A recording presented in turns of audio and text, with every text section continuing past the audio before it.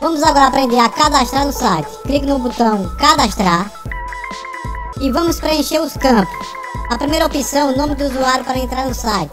Você vai escolher o nome do usuário que você quer entrar no site. Vamos supor que o seu nome é Rafael Mendes. Você vai colocar o nome fácil para você saber. Vamos colocar Rafael. Caso esse nome já esteja em uso, você só escolher outro nome. Data de nascimento, vamos colocar aqui uma data aleatória.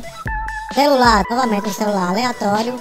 E-mail, você vai colocar o seu e-mail. E sua senha, você vai colocar uma senha de fácil acesso para você. E aqui embaixo você vai repetir a senha. Aceita os termos e condições. Só clicar nessa opção termos e condições, você lê tudo e depois de ler, clique em confirmar.